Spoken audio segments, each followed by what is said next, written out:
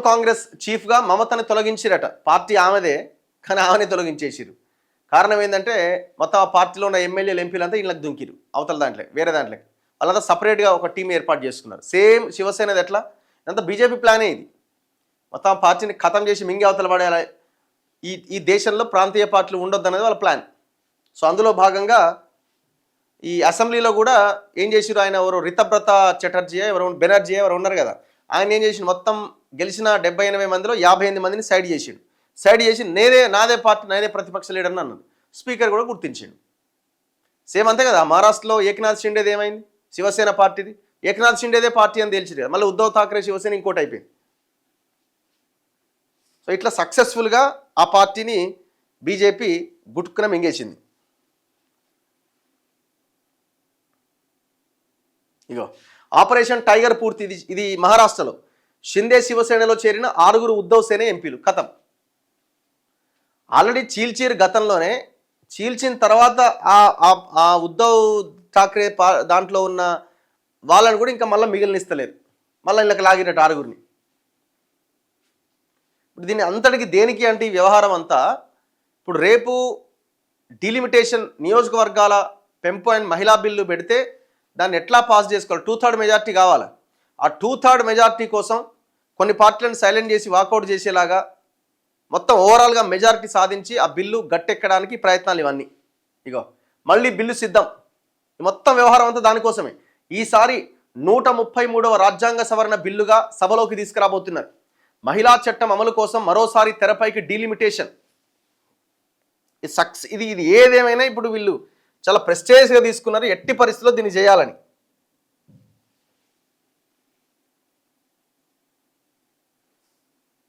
ఇగో చట్టసభల్లో మహిళా రిజర్వేషన్ల చట్టాన్ని అమలు చేయడం కోసం కేంద్ర ప్రభుత్వం చేపట్టాలని భావించిన డీలిమిటేషన్ మళ్ళీ తెరపైకి వస్తోంది.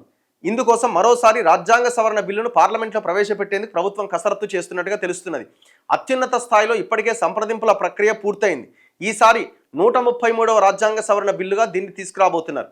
గత బడ్జెట్ సమావేశాల్లో ప్రవేశపెట్టిన 131వ రాజ్యాంగ సవరణ బిల్లు ప్రతిపక్షాల వ్యతిరేకత కారణంగా వీగిపోయింది. ప్రతిపక్షాలు రాష్ట్రాలు లేవనెత్తిన అనేక అభ్యంతరాలకు ఈసారి తీసుకొచ్చే బిల్లులో పరిష్కారాలు సూచించబోతున్నట్టుగా తెలుస్తున్నది. 1971 జనాభా లెక్కల ప్రకారం ప్రస్తుతం ఉన్న అంతర్రాష్ట్ర సీట్ల నిష్పత్తిలో ఎలాంటి మార్పులు లేకుండా బిల్లు రూపొందించినట్టుగా సమాచారం. అందులో 50% పెంపు అనేటువంటి నిబంధన ఏదైతే ఉందో మొన్న పెట్టిన బిల్లులో పెట్టలే. లాస్ట్ 1 అవర్ ముందు అమిత్ షా లేచి ఏమన్నాడంటే 50% అనే అంశం మరి అందులో లేదు, మరి దీన్ని ఎట్లా చేస్తారంటే మీరు పెట్టమంటే మేము ఇప్పుడు పెడతామని అమిత్ షా అన్నాడు. ఇక అప్పటికే జరగాల్సినంత జరిగిపోయింది, బిల్లు వీగిపోయింది, అయిపోయింది.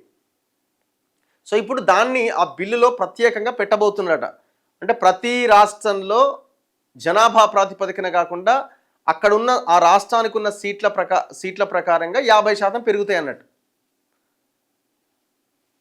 అయితే 2011 జనాభా లెక్కల ప్రకారం రాష్ట్రాల్లో అంతర్గతంగా నియోజకవర్గాల సరిహద్దులు మారబోతున్నాయి. బిల్లు ఇప్పటికే సిద్ధమైంది.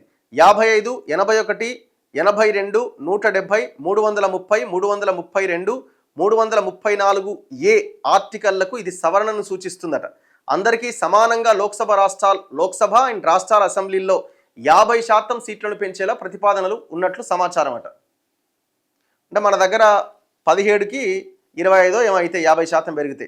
సో అట్లా ఇప్పుడు అక్కడ 80 ఉన్నాయి, ఎక్కడ కొన్ని రాష్ట్రాలు, ఇప్పుడు కొన్ని రాష్ట్రాలు 40 ఉన్న దగ్గర 20 పెరుగుతాయి, 60 అయితే 80 ఉన్న దగ్గర 40 పెరుగుతాయి.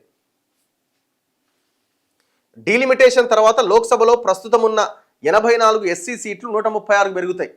ప్రస్తుతం ఎస్సీలకు 15.46% సీట్లు రిజర్వ్ అయితే అవి 16%కి విస్తరిస్తాయి. ఎస్టీ సీట్లు 47 నుంచి 70కి ఎగబాకుతాయి. వాట్ అబౌట్ బీసీలు అంటే బీసీ రిజర్వేషన్స్ లేవు కదా, బీసీల నోట్లో మట్టి. ఎస్సీ ఎస్టీలకి రాజ్యాంగం ప్రకారంగా రిజర్వేషన్స్ ఉన్నాయి కాబట్టి వాళ్ళు సేఫ్ సైడ్లో ఉన్నారు. కానీ బీసీల పరిస్థితి, చివరికి కేంద్రం మొన్న చేసిన కులగణనలో కూడా ఆ కులగణనలో ఎస్సీ ఎస్టీ అడుగుతున్నారు, మిగతా కులాలన్నింటినీ అదర్స్లో పడేసారు, బీసీలను కూడా అదర్స్లో పడేసారు.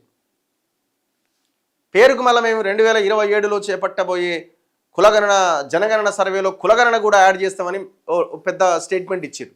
మోసం. మరి ఈసారి బిల్లు ఓకే అవుతుందా అంటే అవ్వచ్చు, ఎందుకంటే మొత్తం వాళ్ళు పద్ధతి ప్రకారంగా అన్ని పార్టీల యొక్క ఎంపీలను మొత్తం లాగేస్తున్నారు కదా నెమ్మదిగా. చివరికి ఏమవుతుంది, కొన్ని పార్టీలు ఇప్పుడు డిఎంకే ఉంది, డిఎంకే కాంగ్రెస్కు దూరమైంది, ఇండియా కూటమిలో లేరు వాళ్ళు, ఎందుకంటే కోపం ఉన్నది వాళ్ళ మీద, టీవీకేని దగ్గరికి తీసింది కాంగ్రెస్ అని, టీవీకేకి మద్దతు ఇచ్చి అక్కడ గవర్నమెంట్ ఏర్పాటు చేసిందని. సో వీటన్నిటి నేపథ్యంలో డిఎంకే రేపొద్దున సభలో బీజేపీకి మద్దతు ఇవ్వాల్సిన అవసరం లేదు, వాకౌట్ చేస్తే అయిపోయాయి. వాకౌట్ చేస్తే ఆ సభలో ఎవరైతే ఎంతమంది అయితే ఉంటారో వాళ్ళలో 2/3 మెజార్టీ చూస్తారు. వీళ్ళు ఇప్పటికే ఎంత మెజార్టీ కావాలో అంత మెజార్టీని సెట్ చేసుకునే ప్రయత్నం చేస్తున్నారు. ఒకవేళ నెంబరు రీచ్ అవ్వకపోయినా కొంతమంది వాకౌట్ చేస్తారు.